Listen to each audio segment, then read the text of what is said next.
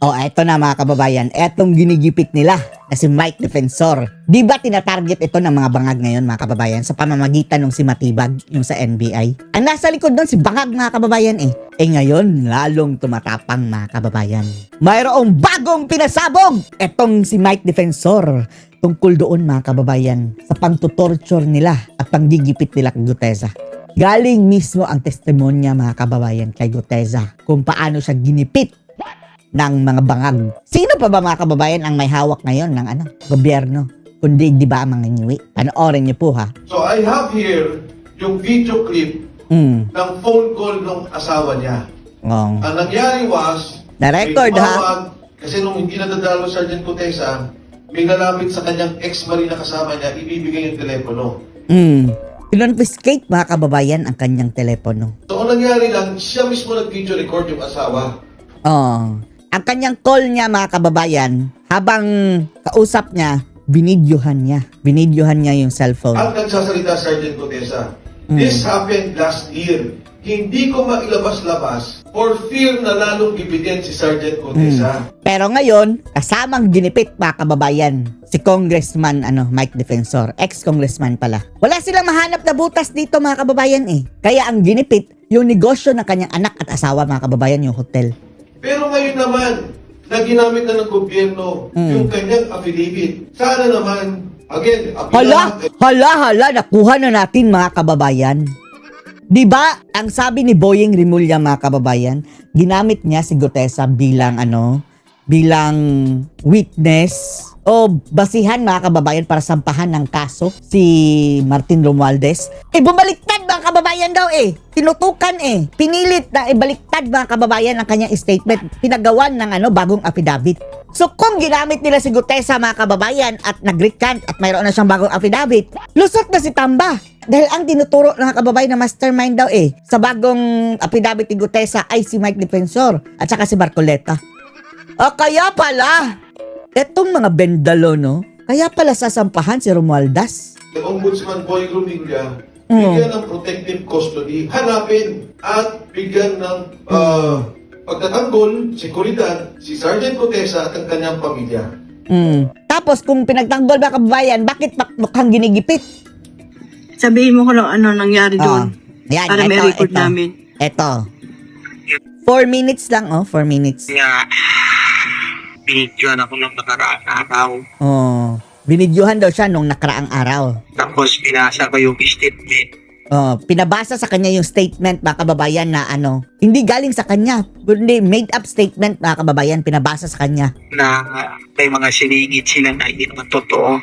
May mga siningit na hindi totoo. Na idinidiin nila si Nagpulit na pati si Defensor.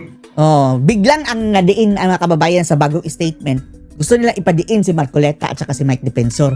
Tingnan nyo mga kababayan ang mga mga animal na to. Grabe makatwist mga kababayan, bendalo talaga. Tipikal na sindikatong galawan mga kababayan. Sa pelikula lang natin ito nakikita.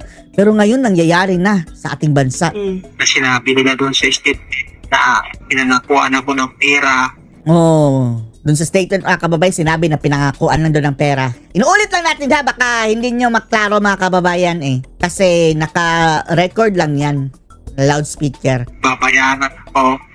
Babayaran daw siya. Sinabi pa doon na hindi kasi wala akong alam doon sa delivery doon sa bahay ni Martes. Hala! Pinapabasa mga kababayan sa kanya na wala akong alam sa dinideliver doon kay Martin Romualdez.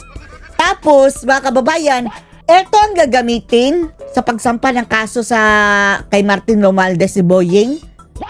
Absuelto talaga ang mangyayari mga kababayan dahil ang testimonya ni Gutesa daw ang gagamitin Unang-una, siguro ipapile ni Boyeng mga kababayan yung testimonya yan sa Senate. And then, later on, ipapasok niya ito kapag mayroon na kaso mga kababayan ang recantation ni Gutesa na affidavit. Diyos ko Lord. Buti naman binulgar na mga kababayan itong si Mike Defensor na pinilit lang. Yun lang ang nakalagay doon. Ayaw mo dapat pirmahan. Yun lang doon nakalagay doon. Tapos dapat pirmahan daw niya. Pinapirmahan ang affidavit. At hindi naman ako gumawa ng statement na yun. Sila naman. Hindi siya ang gumawa ng statement na yun. Sila. Yun lang ang pinirmahan mo. Yun lang. Yun lang yung nasingit doon sa ko. Yun lang daw ang nasingit. Saan ba yan? Sa pinakahuli? Translate na natin tong kahol ng aso mga kababayan.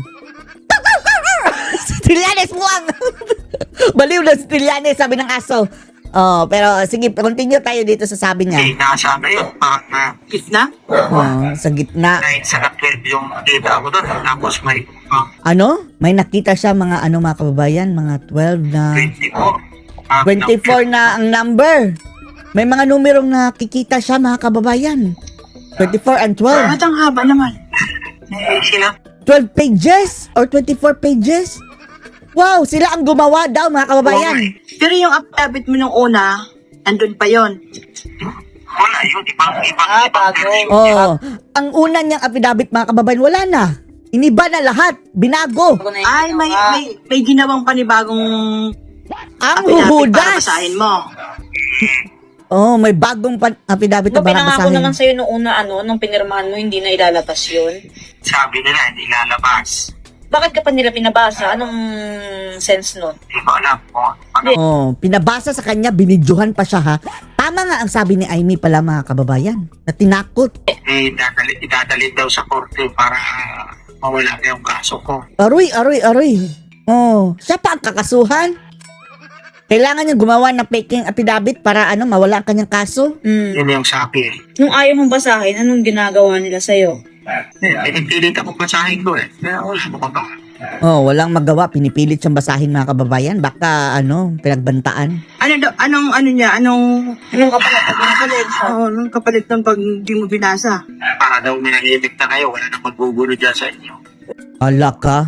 Oh, eto na. Patahimikin niya ang pamilya mga kababayan. Diyos ko, Wala na Lord. lang gugulo sa amin Han, Kaya nga, sa totoo lang, Han, wala nang gugulo sa amin. Sila lang ang gugulo sa amin.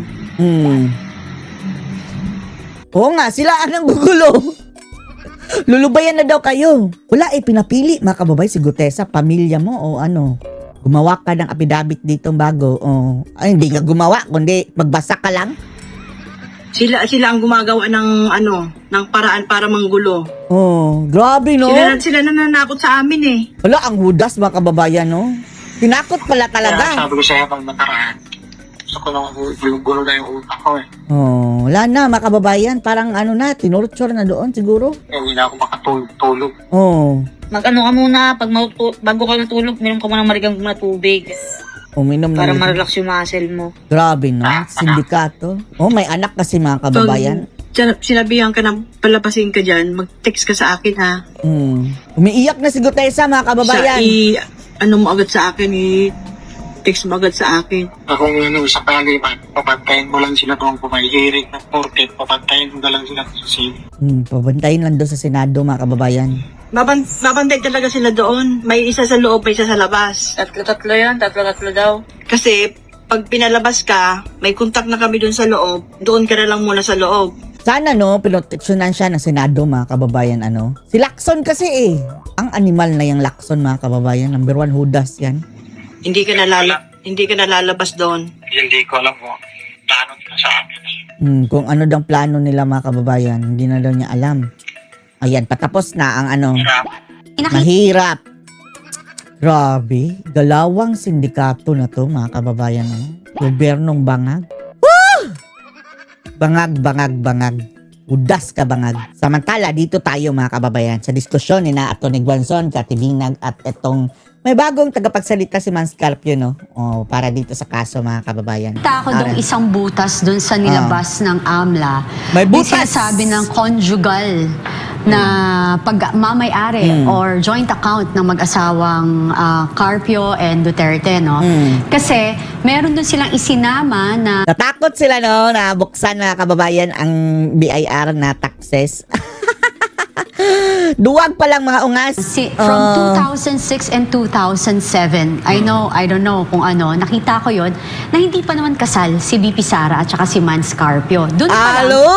Aroy, mga kababayan. Nilabas nila ang hindi pa kasal si BP Sara. So, wala pang conjugal nun. Makikita na po natin na talaga naman ang gusto lang talagang gawin ng House of Representatives dyan ngayon sa hearing ng impeachment is talaga talaga namang sirain lang ang kanilang kredibilidad at integridad at Makasakali. layunin lang makasira.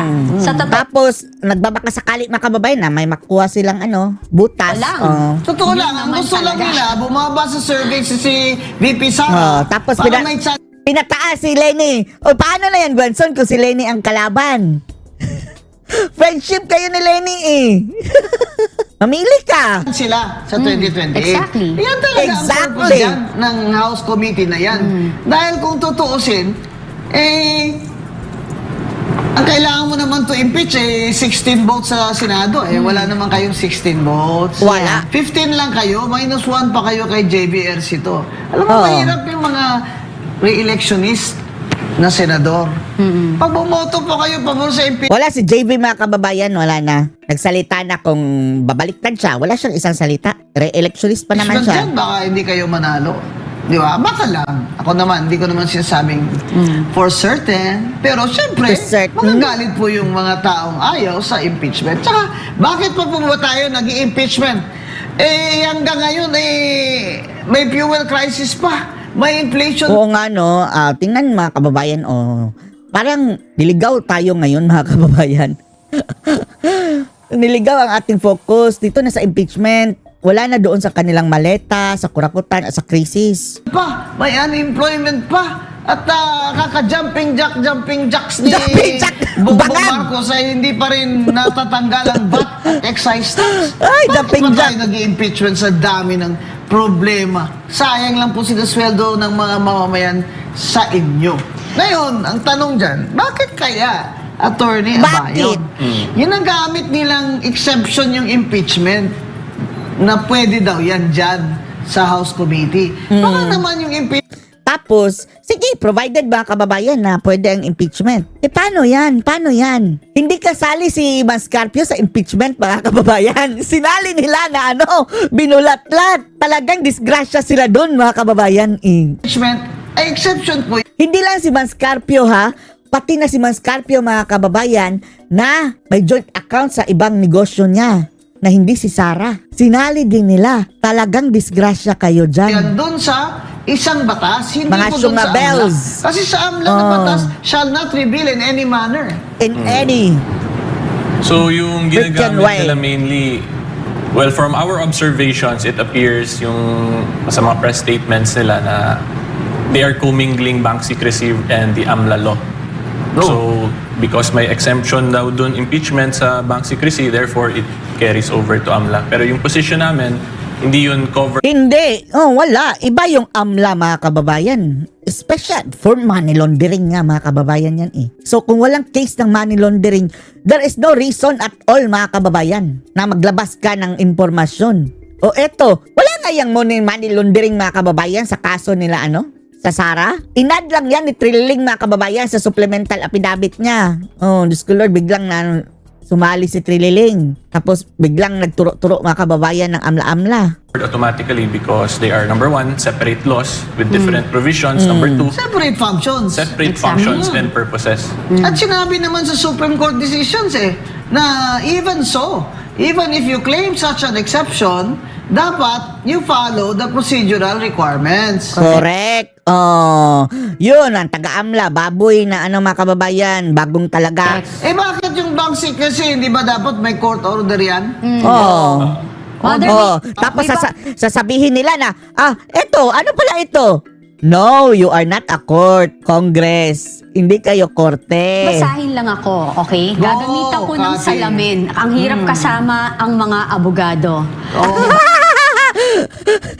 Natatawa tayo kay Katibinag, mga kababayan. Inaway niya si Palsis, tinawag niyang baklang babalo. Meron kasi sa RE 9160 Si Palsis! o Tulis. Anti-Money Laundering Act, ang official function na may manifest partiality, halatang pagkiling, evident bad faith, halatang masamang hangarin, o gross and Kala ko mo sa excusable panghangin.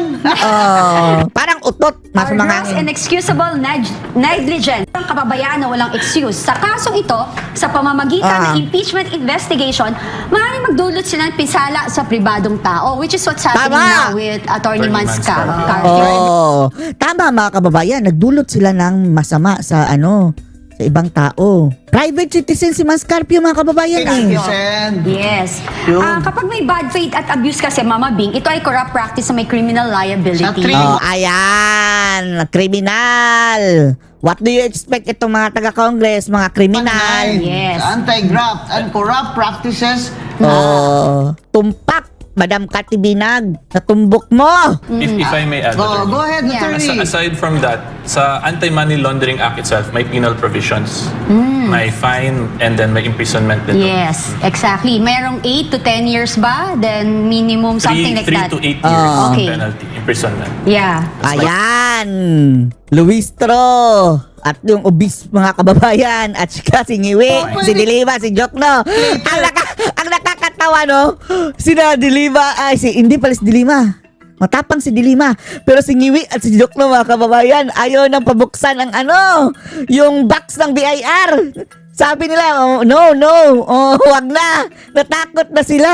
Matapos mga kababayan, ang sampahan ni Ma'am Scarpio. Pwede silang Pwede kasuhan silang- ni Attorney Man Scarpio dyan. At pwede rin magkaroon ng perpetual disqualification. Yes, that is Nawa? Ayan. Yun yung isang problema nila. Masyado kasi ho kayong confident. Kasi ay nakakalimutan nyo, okay, fine. Okay, walang Okay, fine. Oh. masamang ilabas ang sinasabi nyong katotohanan, pero wag tayo magbali ng batas. Pero ang gusto Bending the law. Bali ng batas, no? Tama. ko doon yung BIR, attorney. Kasi kinagpinan lang BIR doon sa mga income tax records ni Attorney Nakakatawa, no? Unang-una, sinabina nila, mga kababayan. Tapos, nung nandun na, ayaw buksan. So, Iman for ka- what? For what ang iyong sabina? Halatang-halata na natakot sila. Natakot ang mga ungas. Scarpio at ni VP Sara. Oh. Nagdala ng box. O dalawang box ba yun? Pero sabi niya, I cannot open that. No. For what ang kanilang sabina doon, mga kababayan, ng mga gunggong? Yes. Di ba ang cute? Oh, sabi niyo, daling ko dito. Dinala ko po para hindi niyo ako i-contempt. Pero I cannot open that. Pati yun, mga kababayan, the mere fact na dinala nila doon, may pananagutan ang BIR noon, mga kababayan. Sabi ni Hinares mismo. Dahil, iniwan nila doon, mga kababayan. Malay natin kung mayroon silang nilagay doon, yung binuksan yung ilalim. O, di ba? Malay natin na silyado kunwari, pero yung seal, mga kababayan, nilagay lang din nila, tapos ang BIR hindi aangal. Kuntsaba, di ba? Because sabi niya, that's covered by, what do you call this? Confidential. Confidentiality rule. Sabi nung taga-BIR. Buti pa itong mga BIR, no? Huwag nyo na ilabas yung income tax return ko kasi mapapatak ko ang dugo ko dun habang magbabayad ng tax. Tapos nanakawin lang ng mga ungas, mga kababayan. Grabe, maleta gang. Kapal ng mga pagmumukha. Dito sa Tapos- BBM administration. Akala mo kung sinong, mga kababayan, silang maaari sa pera. Mga magnanakaw. Ganyan. Pero bilib ako sa inyo na hindi nyo binuksan yung kahon. Kwarta o kahon? Sabi ng BIR. What? Kahon, pero hindi ko bubuksan. Dahil may confidentiality yan. Yes. Yan po mga kababayan. Ang problema sa ating ilang Mali pa rin sila iniwan nila Malay mo, tinamper yun. O sa ilalim, mga kababayan, binuksan. Para kunwari lang. mambabatas dyan na sila... Tapos no, kung mukhang kasabwat talaga ang BIR, mga kababayan, dahil after nun, nag-issue ng audit. Ipa-audit ang lahat ng negosyo ni Ma'am Scarpio, Kawawa at si VP Sara. Pagawa ng batas, sila rin yung Diyos ko, Lord. parang hindi nila naintindihan ng batas at baliwala lang sa kanila kung Humanda kayo, BIR, humanda kayo. Ang laki ng ambag ng taga Davao, mga kababayan, na dyan sa tax. Number 1, biggest collection of tax, mga kababayan, ang Davao City. Tapos gaganyanin nyo si BP Sara. bali nilang batas. Pero mag-ingat po What if ang lahat ng taga Davao, mga kababayan, sabay-sabay, milyon yan sila Sabay-sabay ang hindi na magbayad as protest. Ikukulong nyo lahat, milyon? Saan nyo ilalagay? Manda kayo. Kayang gawin yan ng taga Davao at taga buong Mindanao. Wala nang bayaran ng tax. kayo. Dahil ang prescription period po niyan ay matagal. Pwede po kayong kasuhan na hindi na kayo congressman. That's Oo. true. Yeah. Sana po, mag-ingat din naman kayo at sana maging matapat kayo sa inyong sinumpaan na kayo ay mag-obey all the laws Obey the laws, bend the laws nga. Bend the law ang ginawa. Authorities of the Republic of the Philippines. Di ba, attorney? Yes, Oo. that is correct. Ano, attorney, palagay mo, anong gagawin nila doon sa ITR? Bubuksan talaga nila yun? Well, Wala na. Takot ito, pa I'll just sila. speak from my experience lang as a former congressman. Usually, pag mga ganyan po, papagbotohan yan ng committee eh. So, I'm assuming they will do the same tomorrow to decide Natakot. whether or not to open the box. Ano kaya boto ni Abante dyan? Ayaw niya. Natakot eh. Lagi ko binabantayan yan si Abante ba yun? Abante liling. Abante? Si Pastor? Abante Ang pa- atras! Ganyan. Pastor Jack. Atras sa bus. Atras pa. Yan ang binabantayan ko kung ano yung ano niya eh, yung boto niya dyan kasi he feels very strongly about it. Yung mga ganyan ba? Kahit hindi siya abogado, he feels strongly. Wala.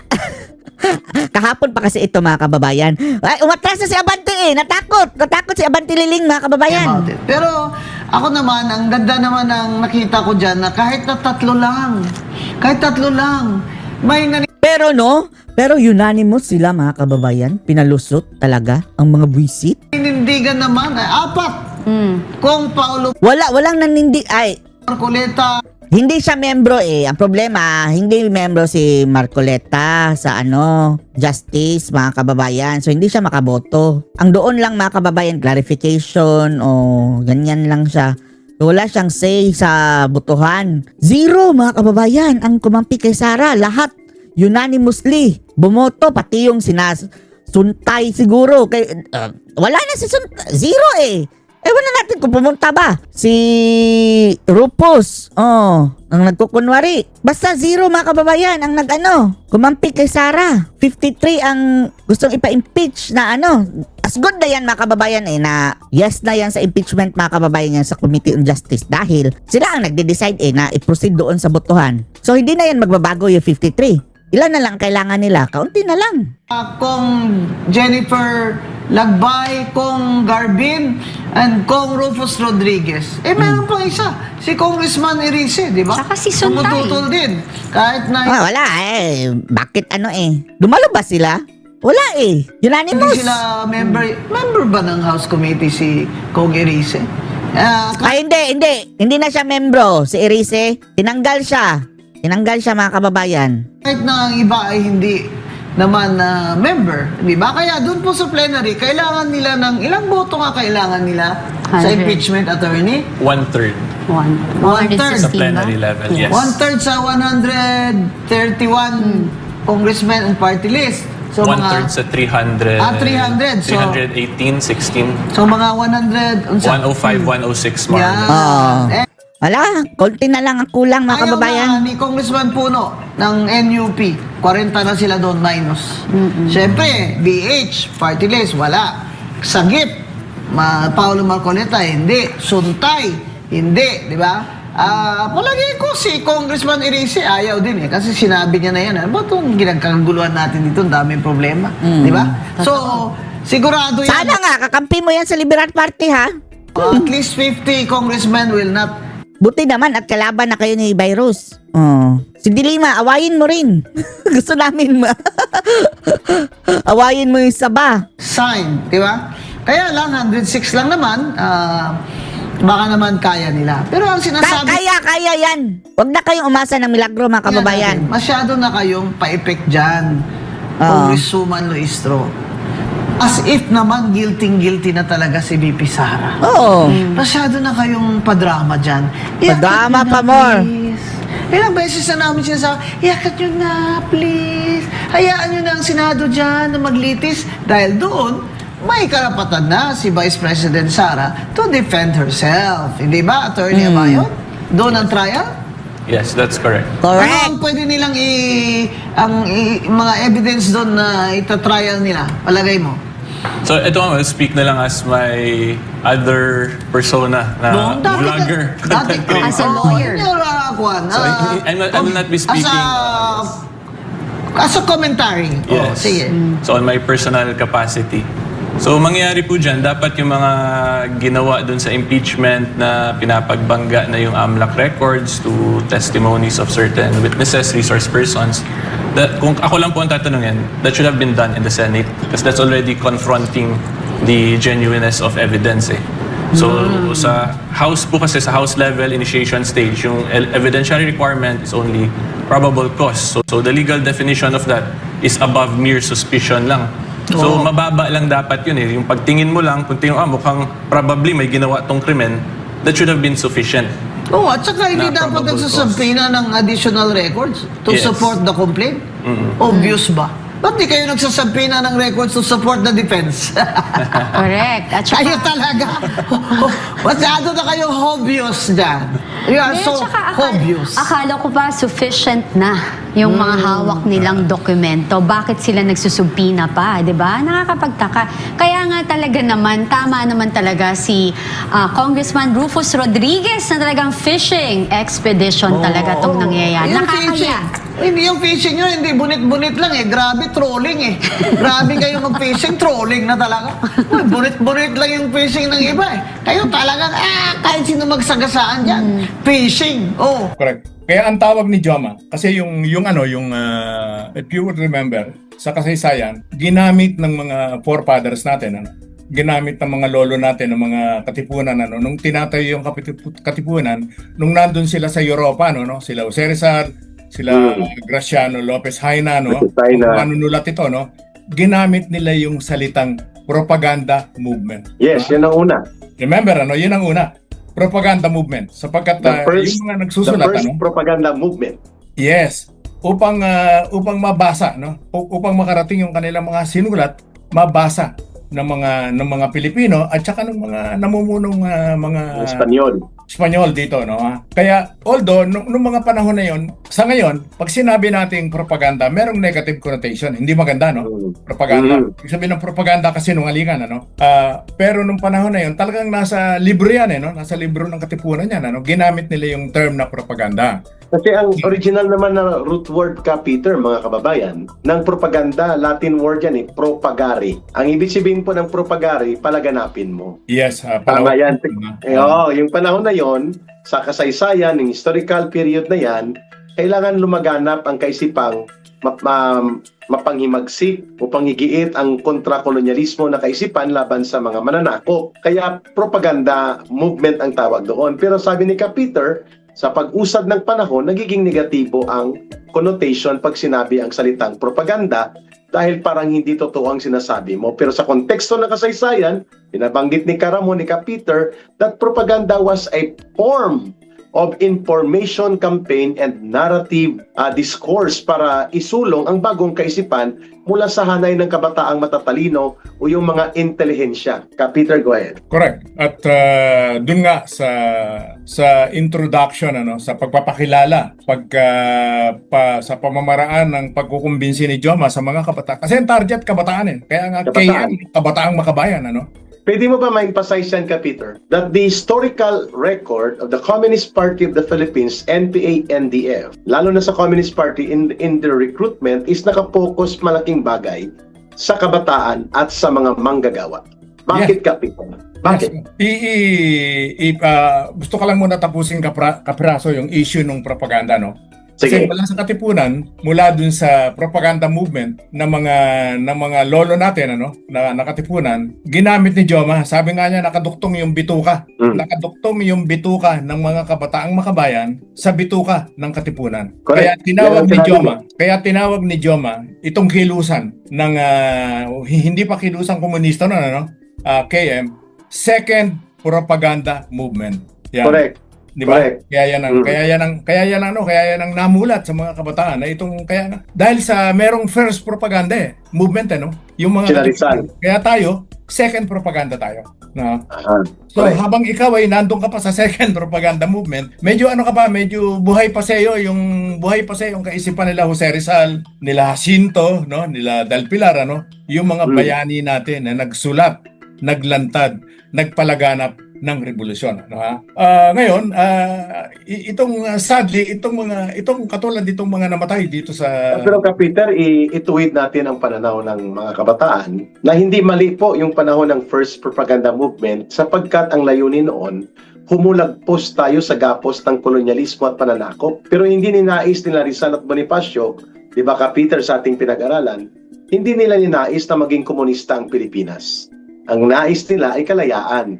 Yun po ay sa first propaganda movement. Sa second propaganda movement, Peter, na ginamit ni Joma na panggulang o pangguyo, ano ang kasamaan nitong second propaganda movement na Communist Party ng namumuno? Go ahead.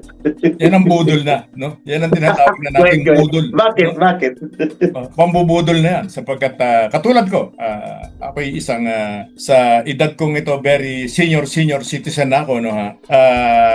Nakakalungkot man, hindi ko naman kinakahiya, nangyari talagang nabudol ako sapagkat ang paniwala ko, yung ginagawa ko, yung second propaganda movement ay pagpapatuloy ng revolusyon nila Bonifacio, nila Rizal. Ganun yan, ano? Naniwala tayo dyan. Yes, oo. Sadly, pag ikaw ay kadre na, no?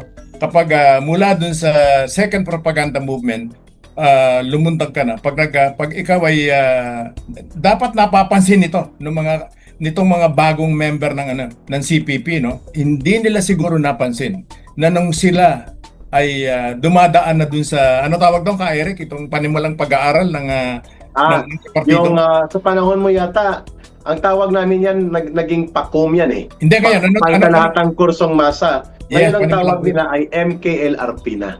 Yeah. Maikling kurso sa lipunan at revolusyong Pilipino. Hindi na pinag-uusapan dyan, Ka-Eric.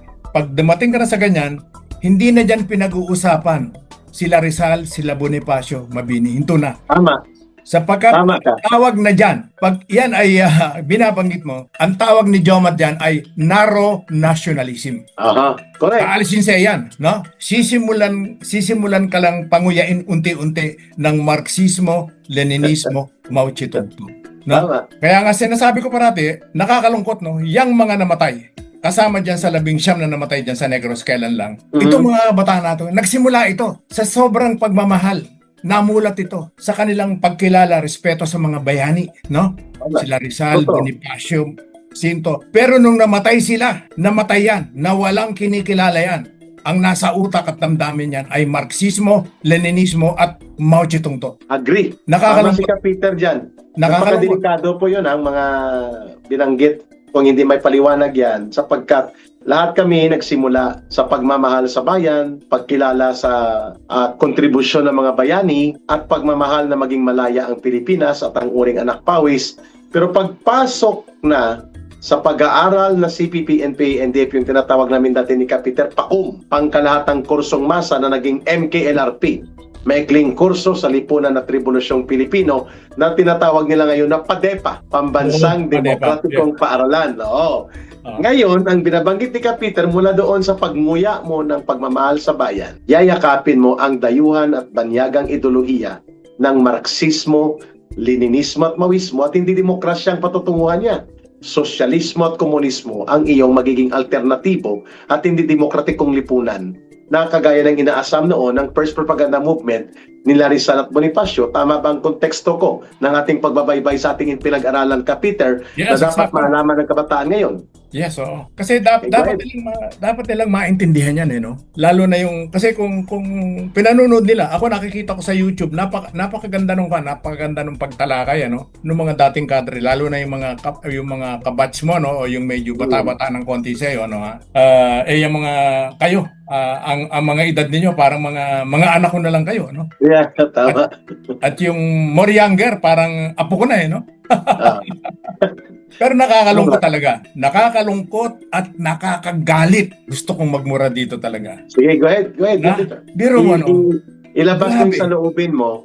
Dahil kayo ang mga pinagmulan kung bakit pati kami inabot ng recruitment ng CPP, NPA, NDF at hanggang ngayon, may mga namamatay pa rin doon sa Negros na pinagtatakpan na pinapalabas na simpleng aktivista lang sila. Go ahead ka, Peter. Alam mo ka, Eric, nung nakaraang absent ka, I think you were somewhere, no? Ako ay naimbitahan ni Doc Lorraine, no? Dalawa kami, no? May tinanong sa akin si Doc Lorraine. Sabi niya, Ka Peter, anong dahilan? Kasi nung napag-usapan yung mga matatandang kadre na nandyan pa, no?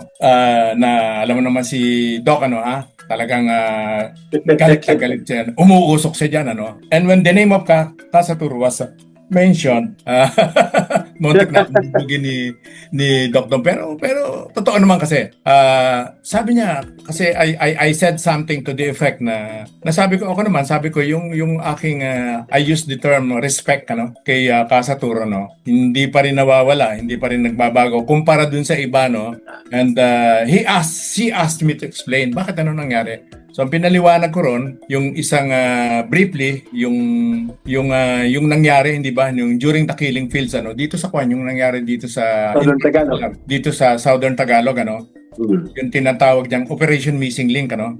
Yeah, OPML. Nabasa ko yan, isinulat siya ng isang kadre, no. At yung isa na kasi pinapatay na sila isa-isa, no. Yung isa, meron na siyang itinapat na siya, nakataas ang kamay niya, nakagapos na. Schedule na siyang papatayin. May hukay na. Hindi siya mapatay-patay dahil sa malakas ang ulan, napupuno ng tubig yung balon, ano. Hindi siya pwedeng patayin pagkatapos ilalagay doon. Hindi lulubog yung bangkay niya, no. So, mamamaho yun. So, naligtas ang buhay niya dahil hinihintay ngayon nung on the very day na hindi na umulan, ano, medyo maaraw na, tuyo na yung hukay. Papatayin na siya, no? Actually, tinanggal na yung ang gapos niya, no? Tapos when he was being offered na sumubo kumain nung isang NPA, sabi nung killer, yung papatay sa kanya. Wag na, sabi niya, magkakalat lang yan, sabi niya. Sabi niya, huwag mo nang pakainin yan. Pag sinakal ko yan, magsusuka lang yan. Ganon. So, ganon ang sitwasyon. He was already resigned doon sa kanyang kamatayan. Pagkatapos, yung inahandaan na lahat, ano, biglang may sumigaw ng pasahinto. Hinto. Kasi nakapila na yung mga papatayin, no? Yung mga in charge, ano, umalis sila. Pagkatapos, nilinis siya, pinapila siya. Yung pala, sila sa Torocampo, tsaka yung asawa niya, nandun sila sa lugar, no? Pinahinto in order ni Satur na ihinto yung pagpatay, no? Ganon Si Satur, si Bobby Malay, tsaka may isa pa, kilala mo to, na nagpahinto, si Armando Teng. Patay na rin. Napakaganda nung nakakakilabot yung palagay ko nabasa mo yan, ano, yung sinulat ng isang kadring mapapatayin yung Suffer Die Comrade. Yung Suffer Die Comrades, no? Si Bobby Garcia. Na Sus Mariosep, kung babasahin ko yun, ano. Si Bobby Garcia. Anyway, dun sa gano'n, ano. Kapito, hindi na ito kinukwento sa mga bagong recruit, Itinatago ito, mga kababayan, itong malagim at malademonyo na kasaysayan sa loob ng CPP, NPA, NDF, yung pinagpapatay po ng aming organisasyon, ang sarili naming mga kadre, at ang iba doon ay mga pinanday po ng malawak na karanasan sa pagbubuwis ng sakripisyo. Umabot na mahigit 3,000, sinasabi ni Peter, dyan alone sa area po ng Quezon, Mindoro, Laguna, hanggang boundary ng Bicol, mga kababayan, mahigit 500 po ang pinagpapatay, pinagbabaon dyan na mga CPP, NPA, NDF sila. Pero sabi ni Peter, pinaginalaan sila ng mga government infiltrators, spy, and DPA. Tama ba, Peter? Walang matuwid na investigasyon dahil sa kapraningan or paranoia or hysteria. Nasa 1,000 ka, Eric, ang namatay dito sa ST. Sa OPML. Yeah. Alam mo yan, alam mo yung pangyayari niyan. Tama yung sinasabi. Hindi pinag-uusapan yan, tinatago yan, ano. Mas masahol pa yan sa pagbomba sa Plaza Miranda, kung tutusin. Mas masahol pa yan, mas matindi yan, ano. Kasi ano yan, yung mismong diretsang programa ng Communist Party na ipinatupad nila, ano yan? Yan matinding violation yan ng ano. isang kasalanan niya na mas matindi pa dun sa ibinibinta ngayon kay dating President Duterte na so far. Sa Ay, grabe pagbibilang yan. nila, Kapitbahay, hindi yata grabe sila yan. makabuo ng 35 pangalan na biktima nung ano tawag diyan? Extrajudicial killing? Hindi yung mismong yung Human Rights Act na yung violation Crimes against humanity. against humanity. Crime against humanity. Ang CPP ang original dyan. Yes. Oo. Doon sa libro ni Bobby Tiglao, tungkol yung sinulat niyang Plaza Miranda, bombing, sabi niya, yan ang unang sa kasaysayan ng Pilipinas, yan ang unang krimen against humanity. Yes. Yung Plaza Miranda bombing. Kasi targeted civilian yun eh.